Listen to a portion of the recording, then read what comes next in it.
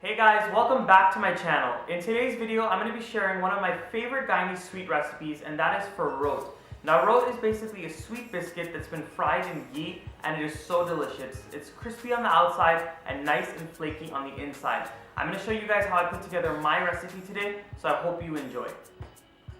The ingredients that I need for my roat today could not be any simpler. This is such a quick and easy sweet to make, and it does not take a lot of ingredients. So right here I have my ghee, and some of the ghee is going to go in the dough as well as used to fry it. I have some evaporated milk. You could also use whole milk for this, or you could use a combination of both. I also have some brown sugar. This is the demerara sugar, but if you wanted to, feel free to use white sugar, or again, you could use a combination of brown and white sugar. It doesn't really make too much of a difference. I also have some raisins here, and just like when I make any type of sweet, I like to soak my raisins, because since we're going to be frying these roats, if the raisins are stuck to the outside of the roat and they go in the oil, they will burst if you do not soak them. And that can be dangerous because remember, it can sputter in the oil. So what you want to do is soak it, so this way they won't burst in the oil.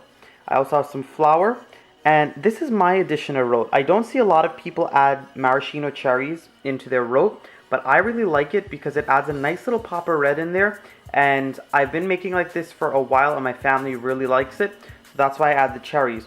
But if you don't want to add the cherries, feel free not to. So what I did was I took the cherries out of the container, I chopped them up into the size that I wanted, and I soaked them in water as well. The reason is because if I were to just add them into the dough as is, it would turn the dough pink. But if you want pink roat, you can go ahead and put the syrup in with the cherries. But I just prefer to have a little pop of red from the actual cherry and not too much of the liquid floating throughout. So that's why I soak it. So the raisins and cherries you want to soak about 15 to 20 minutes prior to cooking, and then you can start making your roat. The first step when making roat is to dissolve the sugar and the milk together. Now the reason why I do this step is because sometimes if you see when people make roat, you'll see the little granules of sugar when the roat is done frying. And sometimes that sugar makes the roat burn on the outside and it makes it get brown too fast. So what I like to do is mix all of my milk and my sugar together, so this way it dissolves and the roat won't burn and you won't see those sugar granules, because the sugar doesn't really dissolve when you just put it into the dough by itself. So I'll have all of my ingredients and the measurements that I'm using in the description box down below, so no need to worry about that. So into my milk, I'm going to go in with my sugar. And what you're going to do is just stir this mixture until all of that sugar dissolves. And as I said before, you could use whole milk instead of the evaporated milk, and you can also use white sugar instead of the brown sugar. It is totally up to you. And I know if you were making this for puja, you would not be able to taste it because you'd have to offer it first. So I'm going to have my measurement for the sugar down below. And to me, it's the perfect amount of sugar for roat. Not too overly sweet and it's not too bland. So it's going to be just perfect for you guys. Now that my sugar and milk have been dissolved, it's time to work on the dough and put this roat together. So into my bowl here, I'm going in with all of my all-purpose flour. Once you go in with that all-purpose flour, you're going to add in your ghee.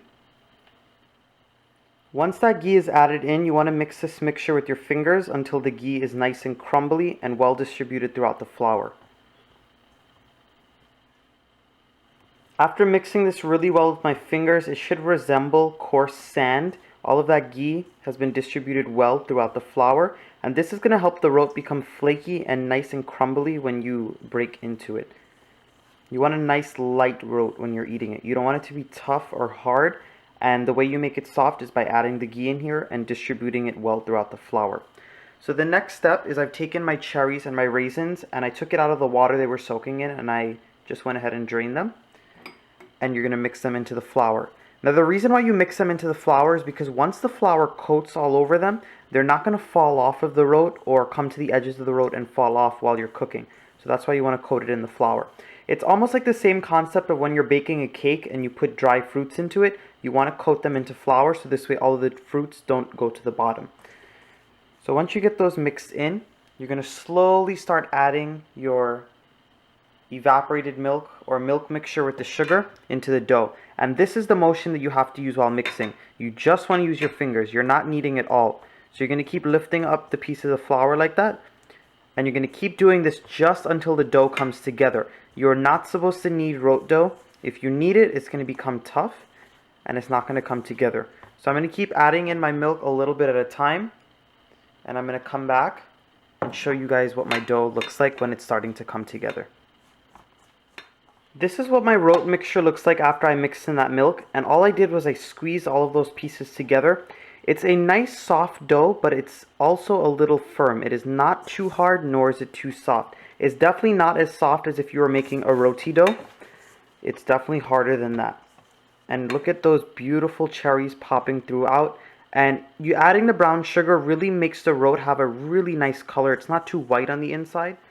Before we start to form our roat, what I want to do is start heating up my ghee. So I've added in some ghee into my pot. I'm letting it melt on a medium-low heat because that's the temperature that we have to fry the roat at. If you leave it on a medium heat or higher, the roats tend to burn, so you have to gauge the heat yourself to make sure they cook properly on the inside and get a nice golden brown color. So while the ghee is heating up, it's time to work on your dough for the roat. So what I like to do is just break the roat into little pieces, the actual dough, and then we can start forming the actual roats.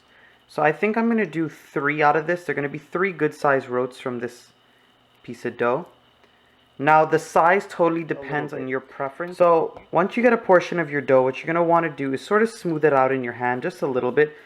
You want to go ahead and roll it in your hand like this. You could just smooth it with your fingers a little bit. And then what you're going to do is you're going to put it down on your board, you're going to flatten it. And you're going to keep doing this motion with your hands and keep flattening it as you go. The goal here is try to get the edges as smooth as possible. So if you see they're cracking a little bit, which they will, you just want to make sure to keep pinching them together. And you're going to keep forming your roat. Now you don't want these to be too thin or else they're going to turn like crackers. And you don't want it to be too thick or else they will not cook and they're going to burn on the outside. So I'm going to keep forming them and then I'm going to come back and show you guys what it looks like. So I went ahead and I formed all of my roats, and this is just one of them. As you guys can see, I've gotten the sides as smooth as I could. And if you see any raisins or cherries on the outside, you just want to really tuck them in a little bit, so this way they don't burst in the cooking process. And you just want to make sure they're as round as possible. Mine is about 4 inches in diameter. If you like them a little thicker, feel free to make them a little thicker.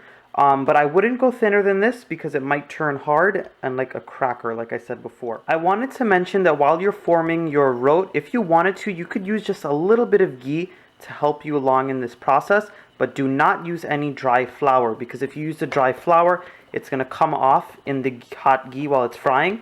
And it's going to start to burn and make the roat not taste that great. So my ghee is all heated up, so I'm going to add in my roat. And remember, I have it on a medium-low heat right now. You're going to see a few little bubbles at the bottom, but you do not want it to be sizzling too hard, because if it does, that roat will end up burning on the outside and not cooking properly on the inside. This is going to take about 6 to 7 minutes to fry.